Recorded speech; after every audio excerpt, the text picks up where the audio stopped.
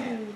She found herself in heartache and dealing in loss, but God has a plan. You don't always see it, Naomi, but God is working a plan. Who ever saw Moab as the plan? Who ever saw loss of loved ones as part of God's plan?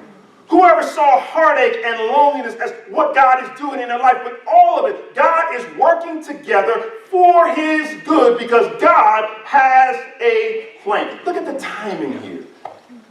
The Bible tells us that it started in the time of Judges. What's so interesting about the time of Judges? The time of Judges is the time when God was speaking through the judges. It's the book that is right before this book of Ruth. But here's what's interesting.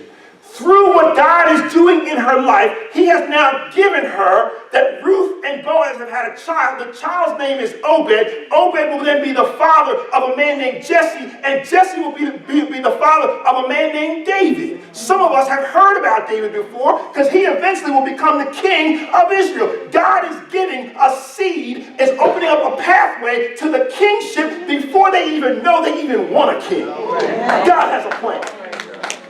God is fixing, God is setting in motion, God is starting where she sees an end. God is starting something she doesn't even know, she won't even experience in her living days. After she is dead and gone, there's a David that's down the line that is waiting because God has a plan. There's some stuff that God is doing in your life. You don't see it, you don't understand. You're completely unaware of it. God's given birth to Obed that will accomplish, that will serve God's desire. And years, generations down the line, David will come forth. When I read this passage years ago, it's when I really started connecting with grandchildren, really started connecting with the arc, with the length of life. Because Naomi doesn't meet David. Ruth and Boaz, they don't meet David.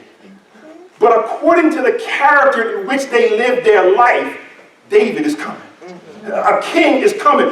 In the time of Judges, in the time of this dispensation, of this working, of this framework, God has already got the next framework in line.